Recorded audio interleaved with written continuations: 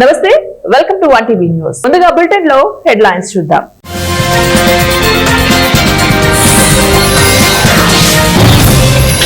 కాంగ్రెస్ ప్రభుత్వం BJP trap లో పడింది.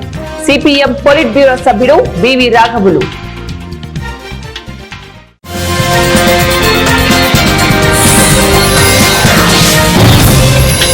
తెలంగాణలో హ్యామ్ రోడ్లకు కేంద్రం గ్రీన్ సిగ్నల్, నిధులు విడుదల.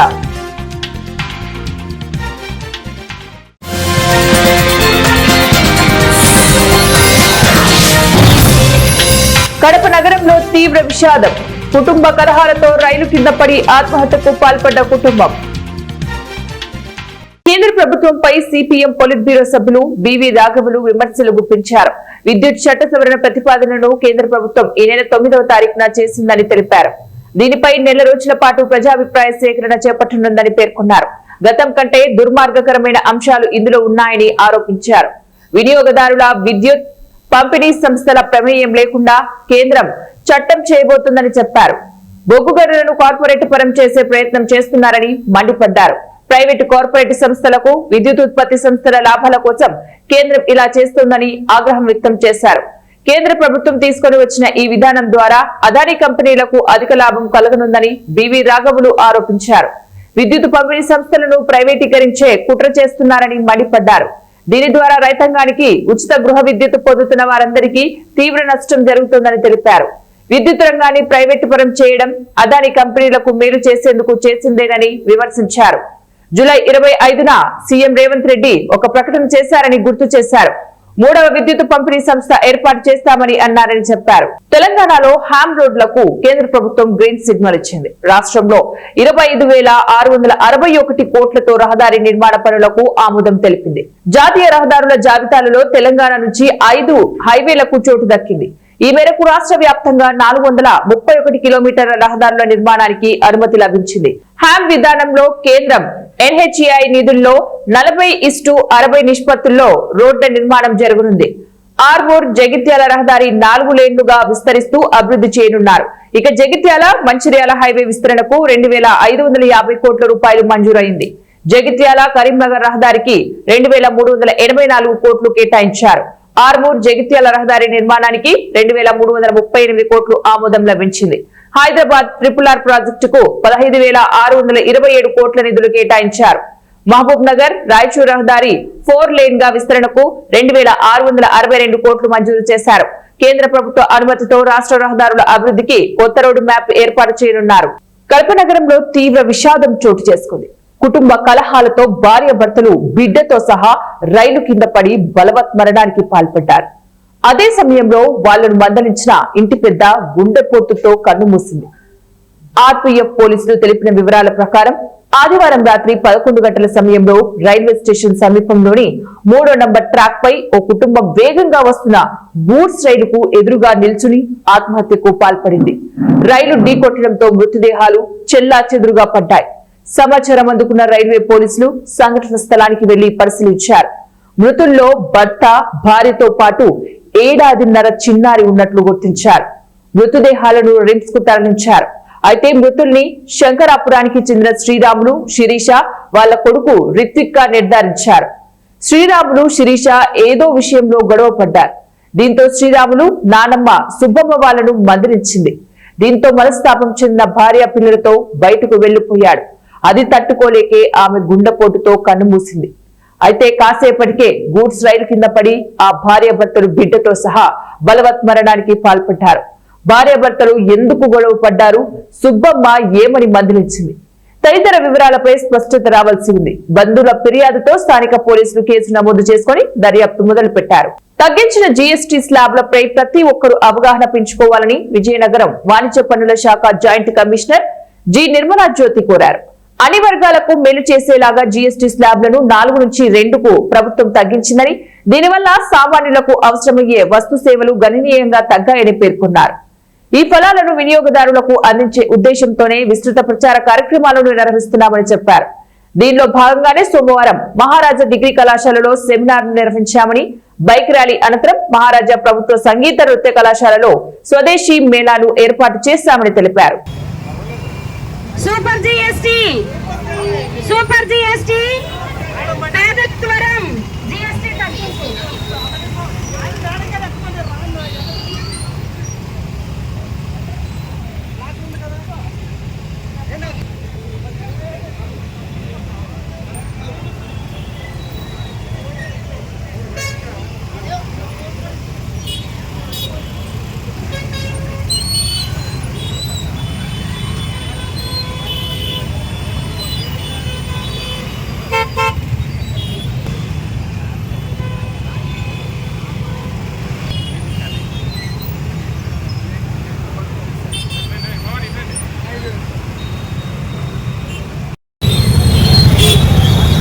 అర్హత కలిగి ఆన్లైన్లో తప్పుల వలన తప్పిపోయిన మినీ వర్కర్లకు తక్షణమే ప్రమోషన్ జాబితాలో చేర్చి మెయిన్ వర్కర్లుగా ప్రమోషన్ ఇప్పించవలసిందిగా కోరుతూ విజయనగరం కలెక్టరేట్ వద్ద నిరసన తెలిపారు. ఈ సందర్భంగా అంగన్వాడీ వర్కర్స్ జిల్లా గౌరవ అధ్యక్షురాలు వి లక్ష్మి మాట్లాడుతూ జిల్లాలో సుమారు 284 మంది అంగన్వాడీ ఆశా వర్కర్లు 15 సంవత్సరాలుగా పనిచేస్తున్నారు. మినీ వర్కర్లు ఏజెన్సీ ప్రాంతాలలో మారుమూల గ్రామాలలో పేద గర్భిణీలు బాలింతలు చిన్నపిల్లలకు ఆహారాన్ని వండి పెట్టడం, ఆరోగ్యం, ఫ్రీ స్కూల్ విద్య అందిస్తున్నారు. ప్రీ స్కూల్స్ నడపడం, రికార్డులు, ఆన్లైన్ వర్క్ వంటి అనేక పనులు చేస్తున్నారు. కలెక్టర్ గారికి పీడీ గారికి వినతి పత్రం ఇవ్వాలని చెప్పి యూనియన్ పిలుపునిచ్చింది. అందులో భాగంగానే మన జిల్లా కలెక్టర్ గారికి పీడీ గారికి వినతి పత్రం ఇవ్వడానికి ఇక్కడ రావడం జరిగింది. ప్రధానంగా రాష్ట్ర వ్యాప్తంగా మినీ వర్కర్లు 6,800 మంది ఈ రోజు రాష్ట్రంలో ఉన్నారు. అంగన్వాడీ యూనియన్ సిఐటి ఆధ్వర్యంలో దశల వారీగా పోరాటం చేయడం ఫలితంగానే ఇటీవల కాలంలో రాష్ట్ర ప్రభుత్వం మినీ అంగన్వాడీలందరినీ మెయిన్ అంగన్వాడీలుగా మారుస్తూ జీవో ఇచ్చింది. అయితే మన జిల్లాలో 284 మంది మినీ వర్కర్లు పనిచేస్తున్నారు. అందులో 208 మంది మినీ వర్కర్లు 10th క్లాస్ పాస్ అయ్యి అర్హత కలిగిన మినీ వాళ్ళందరినీ కూడా మెయిన్ వర్కర్లుగా చేయాలని చెప్పేసి ఆ జీవోలో పొందుపరచడం జరిగింది. కానీ 10th క్లాస్ పాస్ అయ్యి ఆఫీసులో 10th క్లాస్ సర్టిఫికేట్లు సబ్మిట్ చేసినా సరే డిపార్ట్మెంట్ వాళ్ళు సరిగ్గా ఆన్లైన్ చేయకపోవడం వల్ల, డిపార్ట్మెంట్ చేసిన తప్పిదం వల్ల ఈ రోజు మన జిల్లాలో అర్హత ఉండి మెయిన్ వర్కర్లుగా ప్రమోషన్ పొందక 58 మంది మినీ వర్కర్లు ఈ రోజు బయట ఉండిపోవడం అనేది జరిగింది. కాబట్టి మేము యూనియన్ గా పీడీ గారి నేడు రాష్ట్ర వైసీపీ మహిళా విభాగ ప్రధాన కార్యదర్శి విజయనగరం డిప్యూటీ మేయర్ కోలగట్ల శ్రావణి ఆధ్వర్యంలో నకిలీ మద్యం రాష్ట్ర వ్యాప్తంగా నిర్మూలించాలి, permit rooms, bars, belt shops లో విక్రయించబడిన నకిలీ మద్యం గుర్తించి వెంటనే బ్యాన్ చేయాలని, దీని వెనుక ఎంత పెద్ద వాళ్ళున్నా సరే అరెస్టు చేయాలని విజయనగరం నియోజకవర్గ కార్పొరేటర్స్ ఇతర ఆడబిడ్డలతో కలిసి ఎక్సైజ్ శాఖ సిఐకి వినతి పత్రం ఇచ్చారు. ఈ సందర్భంగా డిప్యూటీ మేయర్ కోలగట్ల శ్రావణి మాట్లాడుతూ నకిలీ మద్యం రాష్ట్ర వ్యాప్తంగా నిర్మూలించాలి, permanent rooms, bars, belt shops లో విక్రయించబడిన నకిలీ మద్యాన్ని గుర్తించి వెంటనే బ్యాన్ చేయాలి, దీని వెనుక ఎంత పెద్దవాళ్ళున్నా సరే అరెస్టు చేయాలని అన్నారు. ఒక బాధ అయితే కలుగుతుంది. మరి మొన్నటికి మొన్న చిత్తూరు జిల్లాలో కానీ, ఎన్టీఆర్ జిల్లాలో కానీ, ఏలూరు, నెల్లూరు ఇలా వివిధ జిల్లాల్లోని ఒక చిన్నపాటి ఇండస్ట్రీగా ఎంతోమంది కుర్రోళ్ళు అక్కడికి చేరి మరి అక్కడ కల్తీ మద్యమే కాకుండా అదేవిధంగా దానికి సంబంధించిన స్పిరిట్ కానీ, బాటిళ్లు కానీ, అదేవిధంగా క్యాపులు, దానిపైన QR కోడ్ కూడా ప్రింట్ అయ్యి అక్కడ కనిపించడము. మరి ఒక క్వాలిటీ మద్యంతో పోలిస్తే దానికి ధీటుగా కల్తీ మద్యాలు కూడా ఈరోజు మన రాష్ట్రంలో ఎక్కడ పడితే అక్కడ తయారీలు జరుగుతున్నాయి. మరి కూటమి ప్రభుత్వం అధికారంలోకి వచ్చిన 16 నెలల్లోని ఏం చేస్తుంది అని ఒక్కసారి అడుగుతున్నాను. మరి ఈరోజు మన ఎక్సైజ్ మినిస్టర్ గారు కూడా మాకు సంబంధం లేదు, అవి తయారీ అంతా కూడా వైఎస్ఆర్సీపీ పార్టీ వాళ్ళే చేస్తున్నారని చెప్తున్నారు. మరి ఈరోజు మంత్రి గారికి నా సైడ్ నుంచి ఒక 2 క్వశ్చన్లు. మరి నిజంగా ఈ 16 నెలల్లోని నిజంగా వైఎస్ఆర్సీపీ వాళ్ళే చేస్తే మీరేం చేస్తున్నారు, వాటిని ఎందుకు అరికట్టలేదు అని మీడియా మిత్రుల ద్వారా వాళ్ళు కోరుకుంటున్నాం. మరి ఈరోజు నిజంగా వైఎస్ఆర్సీపీ వాళ్ళే చేస్తున్నారా లేకపోతే మీ పార్టీ వాళ్ళు చేస్తున్నారా అని తెలియాలంటే ఇమీడియట్గా సిబిఐ ఎంక్వైరీ కూడా చేయమని కూడా కోరుకుంటున్నాను. కేవలం ఈ 16 నెలల్లోనే గతంలో ఎప్పుడూ లేని విధంగా క్రైమ్ రేటు మన ఆంధ్రప్రదేశ్లో పెరిగింది అనే విషయం మీ పేపర్లోనే మీ దగ్గరే రాసి పెడుతున్నారు. మీ కూటమి ప్రభుత్వం వచ్చిన తర్వాతే ఈ కల్తీ మద్యానికి లోబడి సుమారు 421 మంది ఈ కల్తీ మద్యాన్ని తాగి చనిపోయారు. దానివల్ల కుటుంబం కూడా ఈరోజు క్షోభ అనుభవిస్తుందని కూడా మీడియా మిత్రుల ద్వారా ఒక్కసారి మీ అందరికీ కూడా గుర్తు చేస్తున్నాను. మరి నిజంగా మీరు ప్రజల పక్షపాతి ప్రభుత్వం అయితే ప్రజల పట్లనే మీరు ఆలోచన చేస్తుంటే ఇమీడియట్గా కూడా ఎవరైతే దీని వెనకాతలు ఉన్నారో దానికి తగ్గ సిబిఐ ఎంక్వైరీ చేయాలని కూడా కోరుకుంటూ, మరి గతంలోనే మన ప్రభుత్వం అధికారంలో ఉండేటప్పుడు చాలా ట్రాన్స్పరెంట్గా లిక్కర్ అనేది జరిగింది, లిక్కర్ పద్ధతి. మరి అప్పుడు బెల్ట్ షాపులు కానీ వివిధ కర్నూలు జిల్లా పత్తికొండ నియోజకవర్గంలో పత్తికొండ ఎమ్మెల్యే కె శ్యాంబాబు ఆధ్వర్యంలో కూటమి నాయకుల సమన్వయ కమిటీ సమావేశం నిర్వహించారు. పత్తికొండ, తుగ్గలి, మధ్యకెర మండలాల కార్యకర్తల సమావేశంలో మాట్లాడుతూ దేశంలో 27 రాష్ట్రాలు, కేంద్రపాలిత ప్రాంతాలు ఉండగా ఆంధ్రప్రదేశ్ పై ప్రత్యేకంగా ప్రధాని నరేంద్ర మోదీ దృష్టి పెట్టారన్నారు. పత్తిపాటి పుల్లారావు మాట్లాడుతూ పత్తికొండ నియోజకవర్గానికి సమర్థవంతమైన నాయకుడు ఉన్నాడని, దేశ ప్రధానమంత్రి నరేంద్ర మోదీ ఇక్కడి రావటం, జీఎస్టీ గురించి తెలియజేయడం, ప్రతి కుటుంబానికి 17,000 రూపాయలు ఆదాయం వస్తుందని తెలిపారు. చూపించడానికి ఒక అవకాశం మాదిరి తీసుకొని ఆయనని మరీ పిలిపించడం జరుగుతుంది. మరి అదే క్రమంగా మనకి ఏదైతే 16వ తారీఖు ప్రోగ్రామ్ ఉందో దానికి అబ్జర్వర్ గా మా పెద్దలు పత్తిపాటి పుల్లారావు గారు, అలాగే అక్కడ నుంచి మన తాడేపల్లిగూడెం కాడ నుంచి మన కోసం రావడం జరిగింది. వలవల మల్లికార్జునరావు గారు, అంటే బాబ్జీ అని పిలుస్తారు. వీళ్ళందరూ కూడా సీనియర్లు. మరి వీళ్ళు కూడా మనకి 2-3 ఏదైతే ఎలా అయితే చేయాలో మనం ఇప్పుడు ఏదైతే ప్రోగ్రామ్ కి మన ఇబ్బంది తగ్గిస్తూ కొన్ని ఐడియాలు కూడా ఇస్తారు. మరి ఈ ప్రోగ్రామ్ పెట్టడం మననే ఒకసారి మనము బీరా రవిచంద్ర గారు వచ్చినప్పుడు ఒకసారి మరి పెట్టుకున్నాం. మరి ఇంకొకసారి పెట్టడం ఏంటంటే పత్తికొండ ఇప్పుడు దాకా కూడా మన డిస్ట్రిక్ట్ లో ఎన్ని ప్రోగ్రాంలు అయితే జరిగినాయో ప్రతి ఒక్కసారి కూడా పత్తికొండ మొదటి అంజలో ఉన్నాం మనం. అదేవిధంగా ఈ మొబిలైజేషన్ లో కూడా మనకి 30,000 టార్గెట్ ఏదైతే ఇచ్చారో మీరు పెంచుతారంటే మీరు పెంచుకోండి. ఆ బస్సులు గిస్సులు కూడా ఏర్పాటు సౌకర్యం వగరా మనం 100% చేస్తాము. మీరు ఊర్లో వాళ్ళకి కొంచెం చైతన్యవంతులు చేస్తూ వాళ్ళందరినీ కూడా బండిలో ఎక్కించుకుంటే వాళ్ళు వింటే నెక్స్ట్ టైం మరి వాపస్ ఊరికి వచ్చి చెట్ల కింద కూర్చొని దానిపైన డిస్కషన్ జరుగుతుంది. పెట్టించాం 3 మండలాలు ఇక్కడ, 2 మండలాలు అక్కడ. భారీగా రావాలి. 120 కిలోమీటర్లు చెప్పారు నాకు శ్యాంబాబు గారు. ఇది చివరి మండలం. దగ్గర మండలాలు 40 నుంచి 80 కిలోమీటర్లు. కాబట్టి మీకు దూరం జరుగుతూ ఉంది. బస్సులు కానీ, ఫుడ్ కానీ అన్ని రకాలుగా మీరు ఎక్కడా ఇబ్బందులు పడకుండా కావాల్సినటువంటి ఫెసిలిటీస్ మీకు ఏర్పాటు చేయడం జరుగుతుంది. దానికి తోడు లోకల్ బాడీస్ కూడా వస్తున్నాయి. 5 మండలాలు ఉన్నాయి. 87 పంచాయతీలు అంబులెన్స్ తో కలిపితే 180-190 దాకా ఉన్నాయి. తండాలన్నీ కలుపుకుంటే.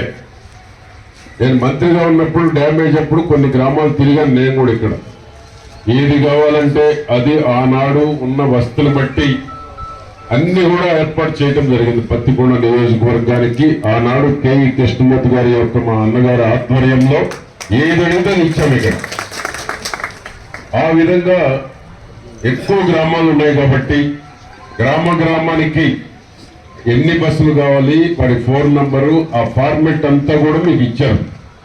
అవన్నీ ఎవరికోరు బాధ్యత తీసుకోవాలి. ఈ సమావేశానికి ముఖ్య ఉద్దేశం ఏంటంటే జీఎస్టీ విస్తృతంగా ప్రచారం కూడా జరగాలనే ప్రధానమంత్రి గారు వస్తున్నారు. దేశమంతా తిరుగుతున్నారు. 27 రాష్ట్రాలు, కేంద్రపాలిత ప్రాంతాలు అన్ని కూడా ప్రధానమంత్రి గారు తిరిగి కల్తీ మద్యం ఏరులై పారుతున్నా కూటమి ప్రభుత్వ నేతలు మాత్రం కళ్ళు మూసుకొని కూర్చున్నారని, బెల్ట్ షాపుల నిర్వహణ కల్తీ మద్యం దందా చేస్తూ కూటమి నాయకులు కోట్లకు పడగెత్తుతున్నారని పత్తికొండ మాజీ ఎమ్మెల్యే కంగాటి శ్రీదేవి, మాజీ ఎంపీపీ నాగరత్నములు అన్నారు. సోమవారం కర్నూలు జిల్లా పత్తికొండలో వైసీపీ రాష్ట్ర కమిటీ పిలుపు మేరకు పత్తికొండ ఎక్సైజ్ శాఖ కార్యాలయం ముందు వైసీపీ శ్రేణులు ధర్నా నిరసన కార్యక్రమాన్ని చేపట్టారు. కూటమి ప్రభుత్వం ఆధ్వర్యంలో గ్రామీణ ప్రాంతాలలో బెల్ట్ షాపులు విచ్చలవిడిగా ఏర్పాటు చేశారని, దీంతో కల్తీ మద్యం తాగి చాలా మంది ప్రాణాలు పోగొట్టుకుంటున్నారన్నారు. ఇప్పటికైనా కూటమి నాయకులు కళ్ళు తెరిచి బెల్ట్ షాపులను నిరోధించి కల్తీ మద్యాన్ని అరికట్టి ప్రజల ప్రాణాలను కాపాడాలని కోరారు. అసలు విచ్చలవిడిగా అయిపోయింది.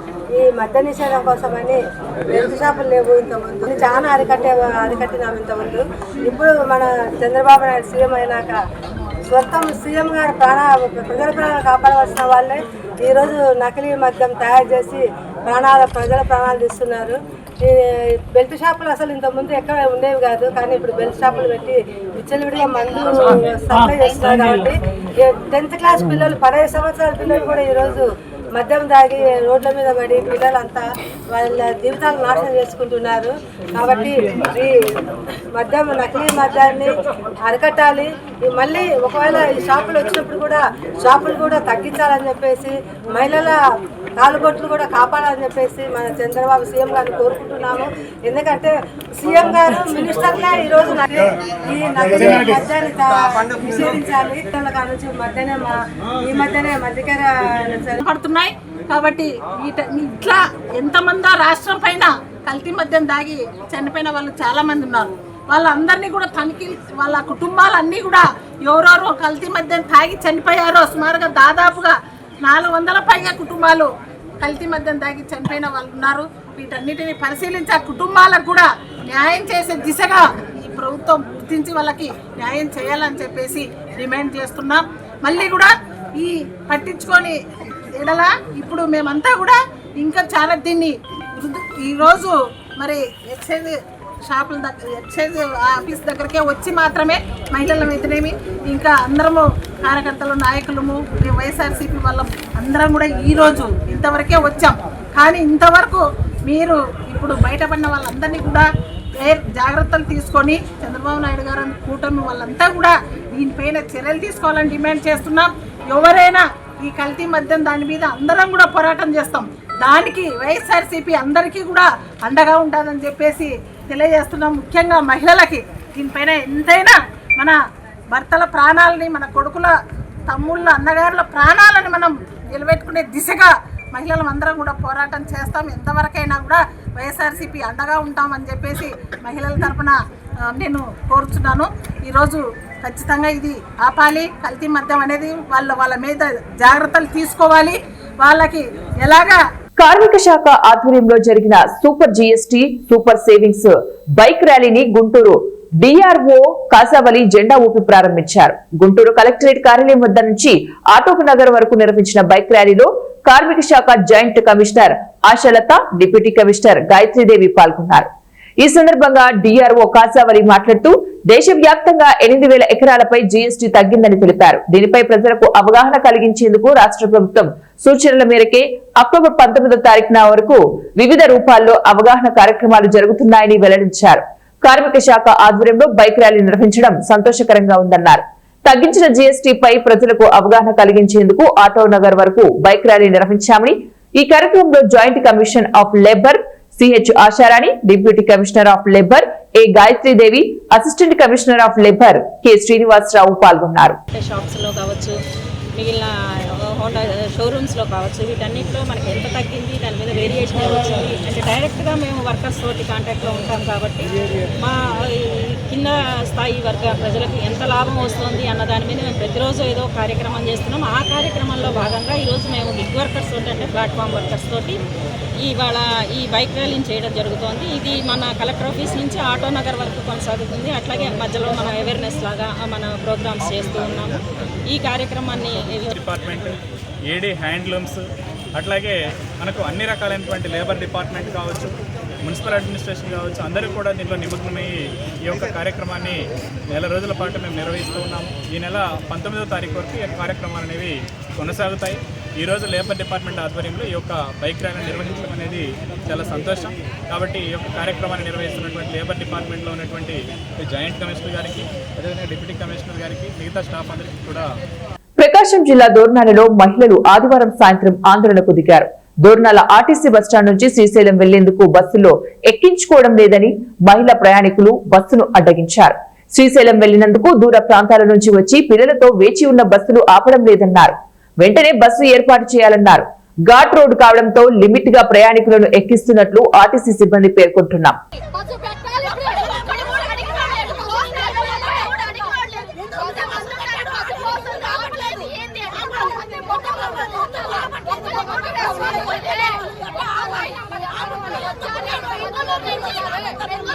కర్నూలు జిల్లా ఆలూరు వైసీపీ ఎమ్మెల్యే విరూపాక్షి మీడియా సమావేశంలో అధికార కూటమి పార్టీకి మద్దతు పలుకుతున్న హోలగుంద ఎస్ఐ దిలీప్ కుమార్ పై ఎమ్మెల్యే విరూపాక్షి ఆగ్రహం వ్యక్తం చేశారు.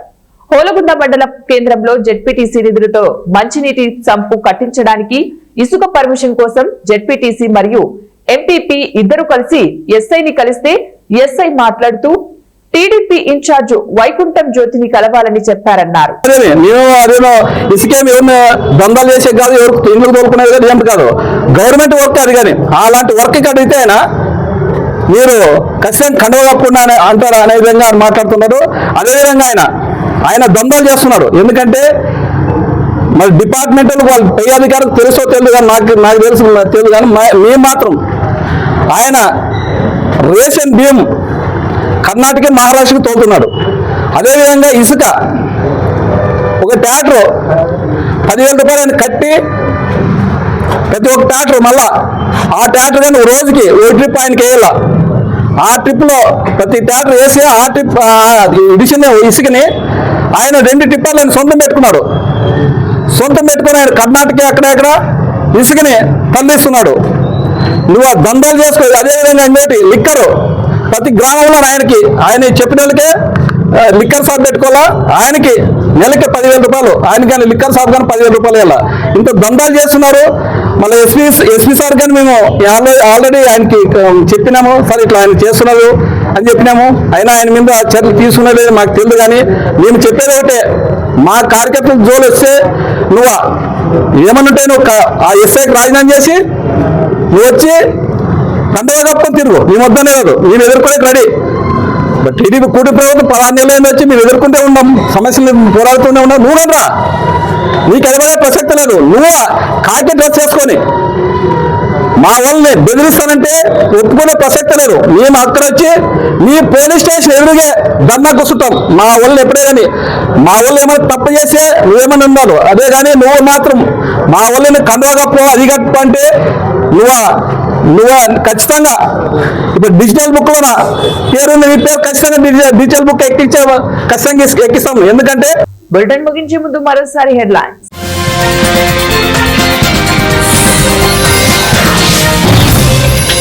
కాంగ్రెస్ ప్రభుత్వం బీజేపీ ట్రాప్ లో పడింది. సిపిఎం పొలిట్ బ్యూరో సభ్యుడు బివి రాఘవులు.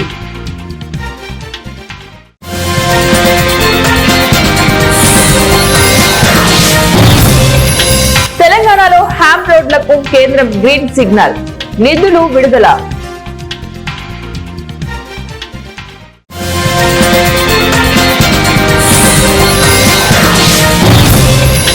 కడప నగరంలో తీవ్ర విషాదం, కుటుంబ కలహాలతో రైలు కింద పడి ఆత్మహత్యకు పాల్పడ్డ కుటుంబం. ఇవి ఇప్పుడు బులెటిన్ డీటెయిల్స్. నెక్స్ట్ బులెటిన్ లో మళ్ళీ కలుద్దాం. Until then keep watching 1TV news.